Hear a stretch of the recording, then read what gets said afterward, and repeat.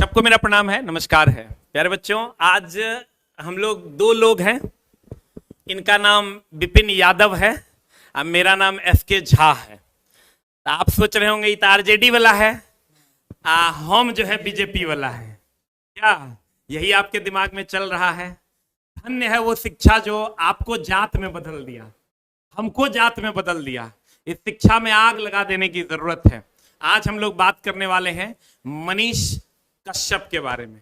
तो आइए हम लोग शुरू करते हैं इस बातचीत को, और हम अपना पक्ष जो आप सुनना चाहते थे कि आपका पक्ष क्या है, आप क्या सोचते हैं, विपिन सर क्या सोचते हैं, या अन्य टीचर ग्रुप क्या सोचते हैं, और क्या हम लोगों ने फंडिंग की है, क्या हम लोग इसमें इन्वॉल्व हैं, क्या मनीष टेररिस्ट है, क्या सरकार गलत है, इन सब चीजों पे हम लोग आज इन सब मुद्दों पर हम लोग आज विचार करने वाले हैं और हम अपना पक्ष आप तक पहुंचाने वाले हैं। तो आइए चलते हैं हम लोग विपिन सर की ओर।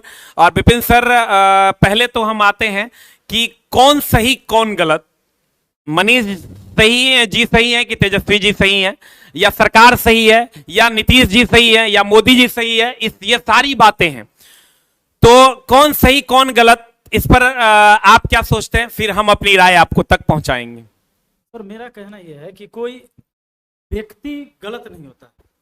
हर व्यक्ति के जीवन में कुछ कुछ ऐसे काम हो जाते हैं जिसके वजह से लोग हमें गलत बोलने लगते हैं। जैसे मान लीजिए हम पढ़ा रहे हैं इतना दिन से, तो पढ़ा रहे हैं तो कोई दिक्कत नहीं है, लेकिन जब कोई बात बोलेंगे तो पहले से आदमी सोच लेगा वो यादव हो तो यादव के पार्टी रहता हो। तो आपने हमें यादव जाति समझ के मुझे गलत समझ लिया। आप हमारे आगे की बात नहीं सुने। अब आप ब्राह्मण हैं, हो सकता है कि दूसरा कास्ट के लोग कहेंगे कि ओ ये ब्राह्मण हो तो ये वैसे ही बोलता हो। तो क्या है कि हम अपना जो है ना ऑब्जर्वेशन पावर, जो चीजें को खींचने की ताकत है, उसे हम पहले बंद कर देते हैं और फिर हम डिसाइड कर लेते हैं कि क्या चीजें हैं। तो कोई भी व्यक्ति अपने जीवन में बहुत सारी चीजें हम लोगों से भी होती है कि कई सारी गलतियां होती है। कई बार हम लोग सही काम करते हैं फिर भी गलतियां हो जाती है। जैसे हम पढ़ा ही रहे हैं सर बोर्ड पे, तो कभी पढ़ाते पढ़ाते मैथ कभी सवाल गलत भी पढ़ा देते, कभी आंसर गलत निकाल लेते हैं। अच्छा, एक चीज और ध्यान रखना चाहिए किसी भी इंसान के बारे में, अगर हमसे गलती हो जाए तो गलती का माफी मांगने में कोई शर्म नहीं होनी चाहिए। और जिस व्यक्ति के अंदर अपने गलती पर माफी मांगने की ताकत है, उस व्यक्ति को दुनिया नहीं झुका सकता। 100%। आज आप मनीष कश्यप जी के बारे में देख लीजिए, दो पक्ष में लोग बटे हुए हैं, ये सच्चाई है, कोई माने या ना माने। कुछ लोग तेजस्वी यादव के सपोर्ट में हैं और कुछ लोग जो हैं मनीष जी के सपोर्ट में हैं। इन दो धारा में लोग बटे हुए हैं, पर हम लोग बीच में आके हम दोनों बातें आपको समझाते हैं, जो भी चीजें बोलते हैं। अच्छा, ये बोलने की जरूरत हमें क्यों पड़ता है? क्योंकि आप ही लोग इतना ज्यादा हम लोग को कमेंट करते हैं, मैसेज करते हैं कि अभी काहे नहीं बोल रहा है, अभी काहे नहीं बोल रहा है, अभी कहाँ मर गया है। तो मर नहीं गए, हम जिंदा हैं, जिंदा है तो बोलेंगे, और बोलेंगे तो पता चलेगा आपको बोल रहे हैं।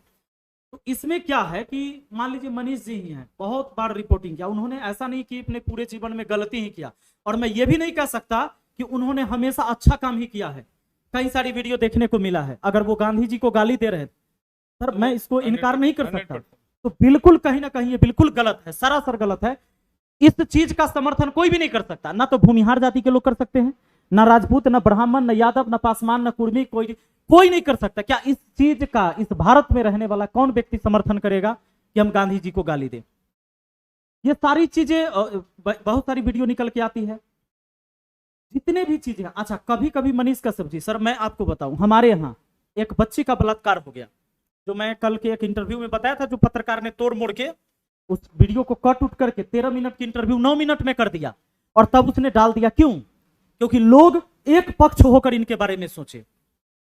मतलब जो एकाएक विरोध करने वाला इनका विरोध करे और सपोर्ट करने वाले को लगे कि भाई केवल हमारे लिए बोले हैं। नहीं, हम लोग सही को सही, गलत को गलत बोलेंगे।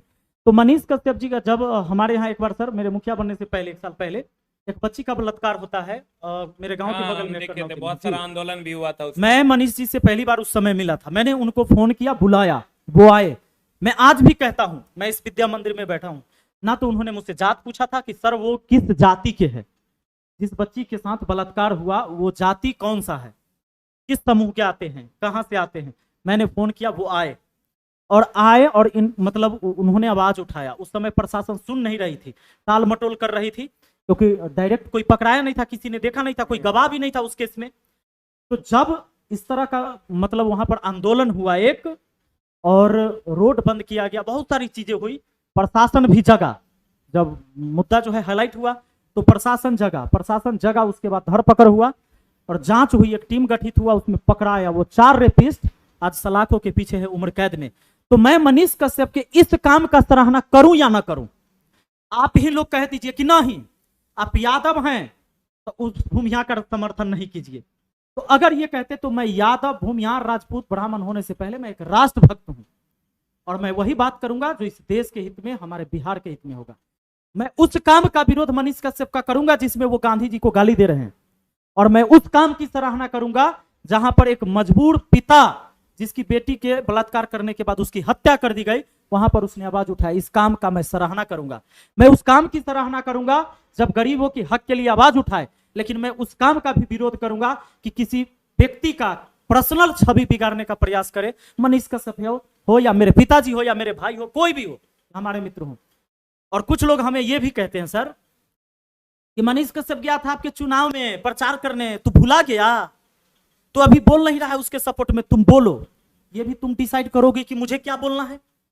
तो भगवान ने मुझे मुंह, मुझे मस्तिष्क, मुझे आंख क्यों दिया? मनीष कश्यप जी मेरे चुनाव प्रचार में नहीं गए थे, चुनाव प्रचार में खान सर गए थे, और मनीष कश्यप जी आए थे मेरे चुनाव जीतने के बाद, और उन्होंने कहा था कि इस गांव के जनता ने एक पढ़ा लिखा उम्मीदवार चुना है, एक मुखिया चुना है, यह सराहनीय कदम है।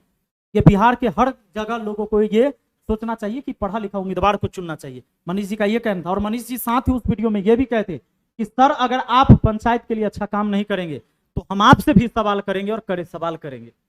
तो मैं इस पत्रकारिता को, जो ऐसी बातें आए पत्रकार की तरफ से, उसको मैं सैल्यूट करता हूं कि व्यक्ति कोई भी हो, चाहे उसका मित्र हो, उसका भाई हो, उसका दोस्त हो, अगर व्यक्ति निस्वार्थ होकर बात रखता है तो वो गलत बात नहीं है। बाकी आप क्या सोचते हैं, क्या कहते हैं? आपके पास भी बहुत सारे कमेंट आए होंगे, सर जरूर बताइए। जैसे बहुत सारे बच्चे कमेंट्स करते हैं कि देखो कैसे दोस्त हैं ये लोग, और दोस्त हैं भी कि नहीं हैं, और ये जो है बुरे वक्त में साथ छोड़ दिए, बहुत लोगों बच्चों का कमेंट्स आता है। अब थोड़ा सा सर हम आते हैं अपने कोचिंग में, हमारे कोचिंग में भी वो आते थे। अब किन किन मुद्दों पे, एक बार सोनू वाले मुद्दे पे आए थे, तो आप देखिए सोनू बेचारा पढ़ रहा है। एक बार हमारे कोचिंग में वो आए थे और एक लड़की जो है उसको हम पढ़ा रहे थे, लेकिन उसको रहने खाने के लिए पैसा नहीं था, तो उसको वो 18,000 रुपया 1 साल का एक ही बार दे दिए थे। तो हम उस काम का उनका सपोर्ट करते हैं, लेकिन अगर उन्होंने तमिलनाडु और बिहार के बीच में डिफरेंस पैदा करने की कोशिश की है तो उनको सजा मिलनी चाहिए। हम इस बात के भी सपोर्ट में हैं। अगर माननीय न्यायालय पे मामला है जी, ये माननीय कोर्ट का मामला है, हम सजा नहीं सुना सकते 100%, या आपके सजा सुनाने से नहीं होगा, ये माननीय न्यायालय का मामला है। अब हमको, आपको, सबको न्यायालय पर भरोसा करना चाहिए। और देखिए अभी अगर हम बात करें, तेजस्वी जी कभी जात पात नहीं किए, मनीष जी कभी जात पात नहीं किए। एक बात और, अभी मनीष जी का आज का भी इंटरव्यू मैंने देखा, उन्होंने कहा कि मुझे कोर्ट पर भरोसा है, मुझे पुलिसों से भी कोई शिकायत नहीं है, जो चीजें प्रक्रिया से मैं गुजर रहा हूं, मैंने आज सुना है। उन्होंने कहा कि मुझे भी कोर्ट पर एयरपोर्ट वाले बात में जो, तो अगर वो एक्सेप्ट कर रहे हैं इस बात को, तो हम आप क्यों नहीं करिएगा एक्सेप्ट? 100%। क्या संविधान से हम अलग होके चले? नहीं। अपना न्यायालय बना ले और अपना एक जेल बना ले कि जो जिसको सजा देना हो हम लोग दे दे अपने से। क्या ऐसे हमारा देश चलेगा? आप किसी जाति और धर्म से ताल्लुक रखते हैं, किसी पार्टी से रखते हैं, कोई दिक्कत नहीं। मैंने कभी नहीं कहा किसी को कि किसी पर्सनल फलाने व्यक्ति को तुम वोट करना, फलाने पार्टी को वोट देना, या कोई ये कहता है कि लालू यादव चारा चोर थे। मैंने तुम्हें कब कहा कि तुम ये बात नहीं बोलो? अगर किसी भी पर केस हुआ है, किसी मुद्दा पर हुआ है, या आपकी अपनी विचार है, मैंने कभी मना किया? मैं यादव हूं, कभी कहा कि तेजस्वी यादव पर सीबीआई रेड क्यों मार रही है, क्यों उनको बुला रहा है? 100%। ये सीबीआई का मामला है, जांच का विषय है। अगर मैं कभी गलत करूंगा तो मेरे ऊपर भी जांच होगी। मैं आपको कभी नहीं कहूंगा कि मुझ पर जांच मत होने दो, रोड पर उतर जाओ, मेरा जांच नहीं होना चाहिए। क्यों नहीं होना चाहिए? मेरा भी होना चाहिए अगर मैं गलत हूं तो। 100%। अब सर इस बात पे आते हैं कि हमने कहा कि अगर तेजस्वी जी हैं, माननीय उप मुख्यमंत्री जी हैं, मुख्यमंत्री जी हैं, उन्होंने कभी जात पात में लोगों को नहीं बांटा। कभी आके तेजस्वी जी बोले कि हमको यादव जी का खाली वोट चाहिए, अदर कास्ट का हमको वोट नहीं चाहिए। या कभी मनीष जी कभी आए और बोले कि आप तो यादव जी हैं, आरजेडी वाले, आपसे हम बात नहीं करेंगे। खान सर जो हैं वो मुस्लिम हैं तो हम उनसे बात नहीं करेंगे, वो तो आरजेडी वाले हो गए, वो ओबीसी के पार्टी के हो गए। या आप झा जी हैं तो आप बीजेपी वाले हैं, आप ही से खाली हम दोस्ती रखेंगे। तो ये ना मनीष जी कर रहे हैं, ना तेजस्वी जी, माननीय तेजस्वी जी कर रहे हैं, और ना ही माननीय मुख्यमंत्री जी कर रहे हैं। ये हम आप कर रहे हैं, और वो शिक्षा के अभाव में कर रहे हैं। ये लोग शिक्षित हैं, ये लोग ऐसा काम नहीं कर रहे हैं, ना हम कर रहे हैं, ना ये कर रहे हैं, ना माननीय उप मुख्यमंत्री जी, ना माननीय मुख्यमंत्री जी, ना मनीष जी, ना खान सर, कोई नहीं कर रहा है। ये वो लोग कर रहे हैं जो अशिक्षित हैं, जो शिक्षा के सही पैमाने को समझ नहीं पाए। हम बार बार कहते हैं, उन्होंने जो अगर उनसे गलतियां हुई है तो उनको सजा मिलनी चाहिए, अगर वो सही किए हैं तो उनकी सराहना होनी चाहिए।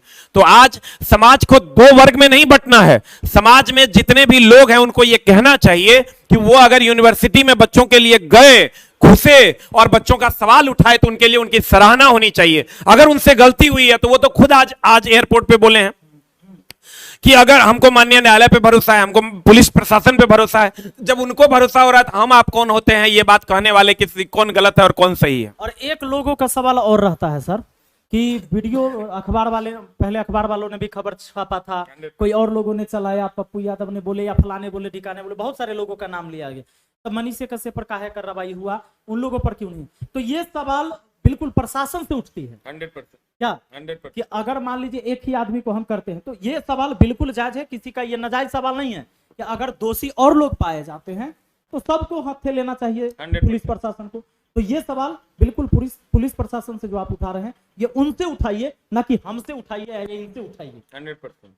एक चीज का मामला और आ रहा है सर, बहुत सारे मीडिया बंधु हमारे चला रहे हैं, अलग अलग चैनलों पे ये चल रहा है कि कोचिंग माफिया इनमें इन्वॉल्व हैं, कोचिंग वालों ने इनको फंडिंग की है वगैरह वगैरह। तो मैं आपको क्लियरली बता दूं कि अगर मैंने उनको पैसा दिया है तो हमारी जांच होनी चाहिए।